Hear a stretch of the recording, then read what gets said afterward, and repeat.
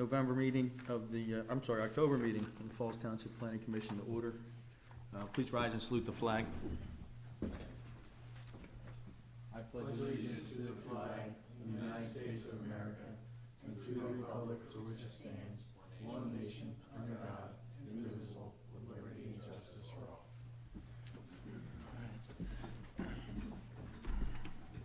all. John, are you here? John Haney? Is he in the room? Yep, I'm here. Okay. Are you, you want to call the roll, or are you not able to? Blackpool roll. Give me one Ed second. does. Never mind, Ed does. I forgot. Colin Henderson, Here. John Haney, Here. Edward Crowe, here. Mary Luschuk, Absent? Brian Binney. Here. Okay, thank you. We have a quorum. The first item on our agenda is the Keystone Industrial, NorthPoint Keystone Industrial Trade Center, minor subdivision of 63.5 acre parcel of 4 lots to merge into 2 other parcels.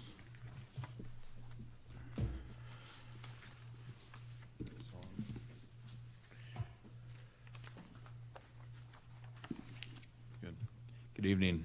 Mike McGinnis from Begley Carlin here tonight on behalf of NorthPoint. I have with me Jeremy Michael in person on NorthPoint's behalf, and then we have Greg Glitzer, who's with us electronically and virtually.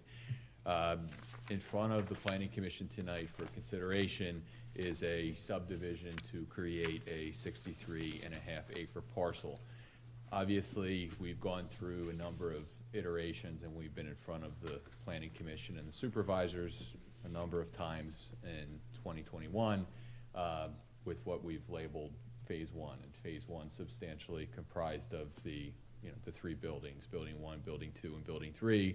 We also had, in conjunction with that, at one point, a subdivision to create basically new lots that were going to mirror the lease lots, a portion of the lease lots which were in existence that NorthPoint was going to continue to honor as the landlord.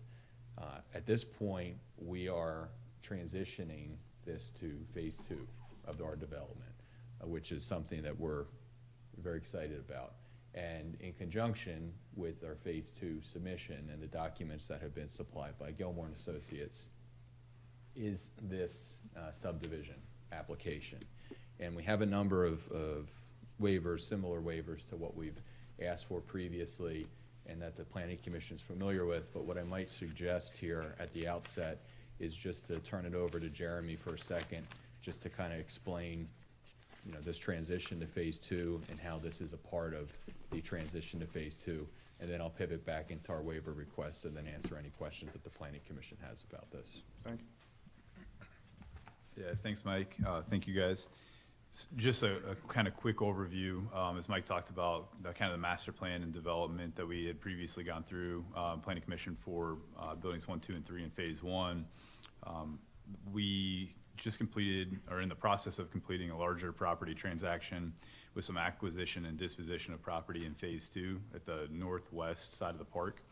And what that'll allow us to do is increase the overall build out of the park. We can kind of square off the property and have 3 more 1 million square foot pads that was just submitted, buildings 4, 5, and 6 for your review. That'll be on the agenda for next month. It also facilitates some utility relocation, roadway relocation, and the overall development of the next 3 buildings in the park. So I wanted to provide some context for that at the outset, and as Jeremy noted, the development process for the balance of what we have labeled as Phase 2 will presumably be in front of the Planning Commission to discuss next month.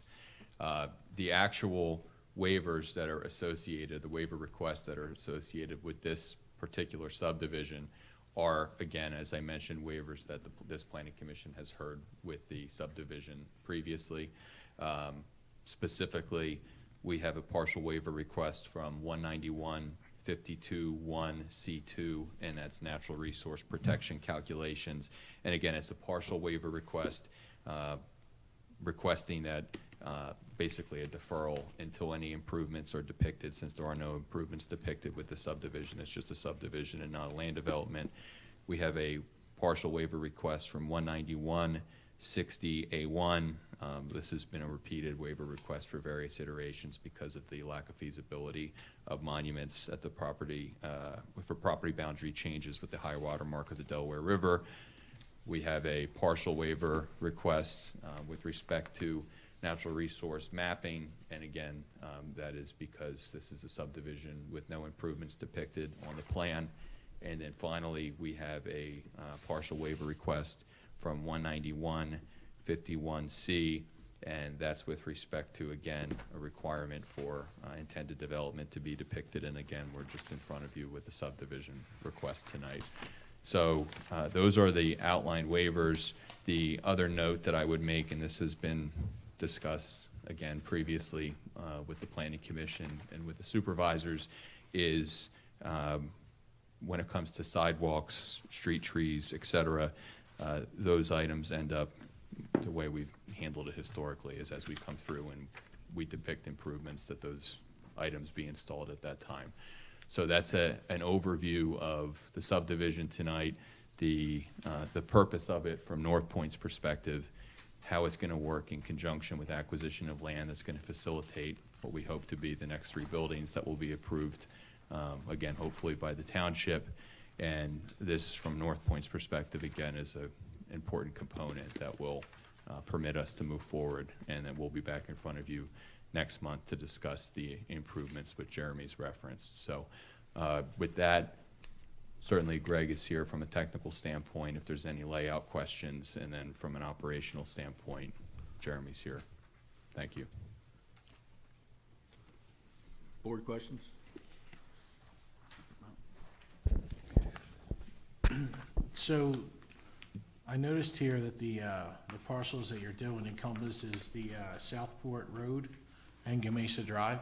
Correct. Now, is that gonna be rerouted, replaced, or is this road just gonna dead end in those spots? No, that's correct. Sorry, so Gamesa, or Southport Road would be relocated just outside of the proposed subdivision, and then Gamesa Drive would intersect into the relocated Port Road. And then you'll see on the land development plan when we submit for phase 2 that the Gamesa Drive will actually shift to the south. Sorry, I'm just trying to make sure I got my bearings right. So Port Road will relocate east, and Gamesa will shift south to accommodate the 3 1 million square foot buildings. Okay, so you're gonna move, okay, so you're gonna move Gamesa Drive south altogether? Correct. And then reroute Southport Road around Right. the new tax map parcel? Yes, correct. How far south are you planning on moving it? Greg, do you have the dimension? I think it's probably 200 feet, maybe not quite that far. Greg, you're muted. It's just on the other side of the, there'll be a rail corridor, just on the other side of what we're showing as lot 13, really just the east side of lot 13. That's actually shown on the land development plans that are probably in your packet, just kind of making their way to review for next month, or you may not have seen them yet. They may still be under review, but Greg, sorry, Colin was asking about Gamesa, not Port. So Gamesa is shifting south. yes. But what's the dimension that Gamesa is moving? Hold on a sec.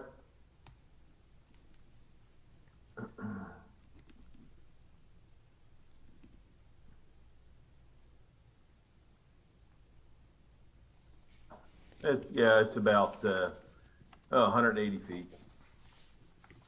Okay. And you're gonna run it all the way to Sorrells? Sorrells? I'm not sure how to pronounce that. Yeah, so, again, Greg, I don't know if you have that exhibit handy, maybe we can pull up to explain it, but we'll extend Ben Fairless around, and it'll kind of reconnect back to where Sorrells is currently. So that'll be kind of the east and western boundaries of phase 2 between the 3 buildings there. Okay. So are you acquiring the Gamesa's properties? Yeah, we actually have. We closed on that parcel September 30th. So something I would be interested in seeing, and we've seen, a general plan of what's gonna happen. At phase 2 level, I'd be interested in seeing the whole traffic pattern, where the roads are gonna be and how that's all connected. And Sure. I know we had some, like I said, some sketch plans and feasibility plans that kind of showed something, but I'd be more interested in seeing where, especially when we're in phase 2, is how this is all gonna fit together. Yeah, definitely. No, we can certainly submit that. And like I said, I think you guys may already have a package. Greg, you guys submitted that earlier. Yeah. Yeah, they don't give it to us that soon. They like to make us, Understand. they like to make us scramble, to read them.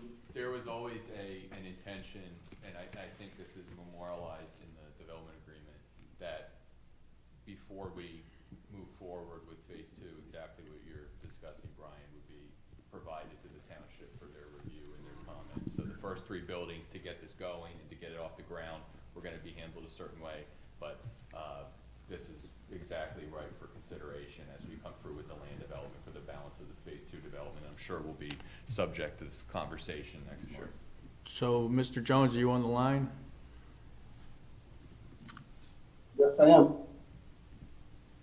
So, given that the zoning line goes down Southport Road, is there gonna have to be a change of zoning for this other piece to combine it with the landfill piece? Well, there can certainly be a split zone lot. I'm not saying that that's the most desirable, but maybe the applicant can indicate their intention for, submitting a petition for a zoning change. Mike, what do you think? Is this, So, it's certainly, I think as you're referencing, right now, in terms of what we're discussing, there's aspects that are zoned NPM, there's aspects that are zoned SL, and then that's gonna be something, I think, that's gonna reappear in front of the board for their consideration. That will be, somebody else's problem? well, I don't wanna, not necessarily somebody else's problem, but for the purposes of tonight, I think procedurally, we're trying to have the lots created to keep moving forward, at least, again, not created, the planning commission, but we will have to be back in front of the planning commission to discuss the desirability of potential zoning analyses, yes. And technically, If as that's a diplomatic response. as it would reside after if the minor subdivision was approved, it technically does comply with the MPM zoning, so. Right. But yes, I don't think this will be the last time the planning commission addresses that issue, but procedurally, I think we looked at it, and we had to take care of this step first. Mr. Jones, you have anything? Nothing to add. Is there any public comment? No public comment. John, you have anything? I'm good. All right, if there's no other comments, questions, then I'll entertain a motion. I'd like to make a motion to, make a motion to what? Approve the Oh, yes. subdivision. I'd like to make a motion to approve the subdivision, minor subdivision application, KTC, Southport Strip, parcel subdivision, One Bend Fairless Drive, TMP, number 13-051-001, 13-051-001-016, 13-051-001-017, and 13-051-001-023, zoned MPM, Materials Processing and Manufacturing, Township of Falls, Bucks County, Pennsylvania, JEA, project number LD 21-18, with the partial waiver of 191-52.1.C2, partial waiver of 191-60.A1, partial waiver of 191-79.C3, and partial waiver 191-51C.